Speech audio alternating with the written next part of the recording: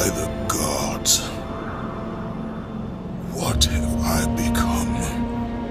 Death, the destroyer of worlds.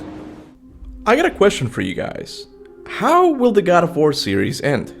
I know this seems to be like a premature question to be asking, especially now since the God of War series is more popular than ever, but it is a question I really did have after playing God of War Ragnarok. Because there's a character in that game that seems to be hinting at how the God of War series will end, or at least is teasing how the world will look like once the series is finished. The character I'm referring to is Skjoldr. In case you need a refresher, Skjoldr was one of the humans whom Odin brought to Asgard after the Great Desolation in Midgard. In reality, this wasn't Odin being charitable. He just wanted them to serve as human shields for Asgard when the Battle of Ragnarok came. A lot of these humans died, but Skjoldr was one of the few who survived the Ragnarok battle, and were once again brought to Midgard.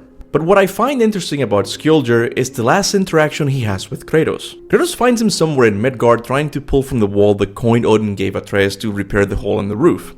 Skjoldr says that he wants the coin because, considering that 3 important gods touched the coin, he thinks he will be able to fetch a good price for it, allowing him to get a boat and set out to make his fortune.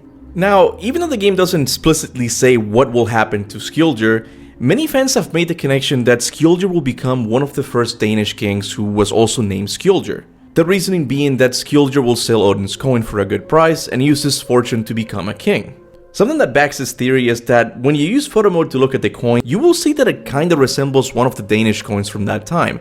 So it seems like this is actually going to happen.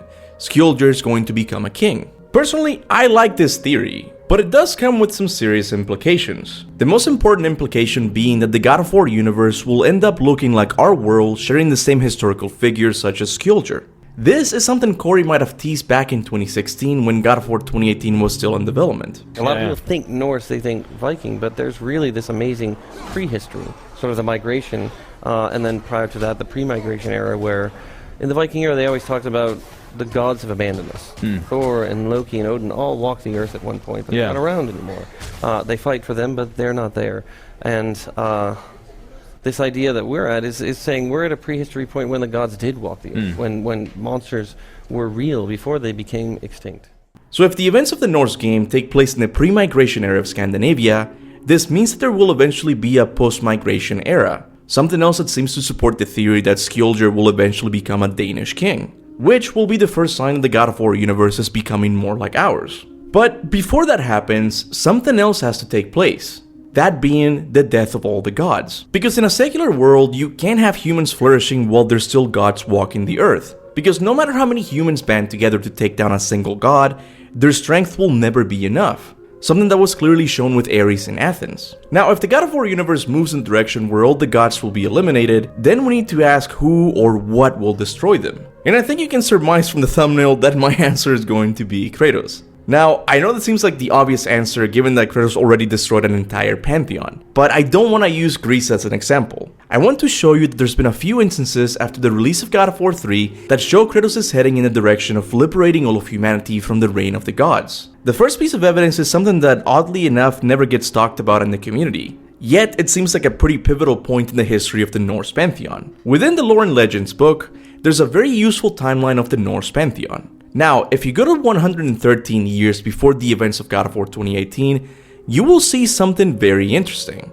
Soon after Kratos arrived at the Norse lands, a long winter came over the entire realm. This was such a long winter that Odin thought it was Fimbulwinter, the winter that preceded Ragnarok. This, right off the bat, sounds very similar to the calamities Kratos brought to the Greek realm during the events of God of War 3. It's like the moment he stepped into the Norse realm, a long winter followed him, almost like he was cursed. Now, this winter eventually ended, but not before making Odin more paranoid. A paranoia that led Odin to hasten his persecution of the remaining giants. It was also the same paranoia that led Mimir to being imprisoned in a tree in Midgard. And while the book never says this, it does make it seem like Kratos was responsible for bringing the long winter with him, or at least that the winter signified the downfall of the Norse gods. Now, believe it or not, something similar to this has happened before in the Fallen God comics. It's hard to say what life in Egypt looked like before Kratos arrived, but much like the mysterious long winter in the Norse pantheon, soon after Kratos arrived in Egypt, chaos beasts started to emerge from the water. Is it possible that Kratos' presence in both Egypt and Scandinavia brought with him calamities that signified the end of the gods? It's hard for us to say at the moment, because from what Thoth and Athena tell him in Fallen God, Kratos' destiny isn't to kill every single god, but instead be humanity's protector. This is why at the start of the comic he doesn't want humans coming to him for help, and doesn't seem to care whether or not they die. But by the end of God of War Ragnarok, Kratos is a whole different person. Instead of pushing humans away like he did before, he goes out of his way to save them. No! No! Protect him! I will help those that are trapped, and meet you at the fall. This scene proves that Kratos' destiny isn't to kill all gods, but instead his destiny is to be a paragon of virtue among evil gods. This means sometimes he will be forced to kill some gods to fulfill this destiny, but at the very least there will always be a pantheon of gods present to defend humanity. Gods like Kratos, Freya, and Tyr will always be there, right? Well, this is where I have to disagree. And maybe I'm reading too much into this, but I feel like the small conversation Kratos and Mimir have after finding Skjöldr could be a metaphor for a world where gods no longer exist. You sure we shouldn't help him out? He needs to feel he earned it. Let him do so. Much like Kratos wants Skjöldr to solve the problem of the coin by himself, there's going to be a time when Kratos and the other gods will have to leave humans to fend for themselves. Otherwise, they will never grow into their full potential. Because whenever a problem arises, no matter how small, Dad Kratos and Mom Freya will always be there to help them. And at first this help is needed, because currently there are more evil gods that need to be put down before humanity can flourish. But when these gods are no longer a threat, what role will Kratos and Freya play in this world? They could still help them solve human problems like food and healthcare, but these are problems that only humans can solve. When this day comes, the right thing for Kratos and the other good gods to do is leave humans alone. That way they will be able to flourish as a species. Now, this doesn't mean that every single god in Midgard will unalive themselves so humans can be alone. I suspect slowly but surely every single one of these gods will go to rest wherever Athena and Thoth are, whatever the name of that place might be. But maybe I'm reading too much into this, and Kratos' real destiny is just to be humanity's guardian. Maybe there will always be evil gods for Kratos to fight. I just wanted to make this video because I noticed there were some moments in the series where it seemed like Kratos brought chaos and destruction to two different realms. But definitely let me know what you think. Is Kratos' destiny to kill all gods? Or is it to protect mankind?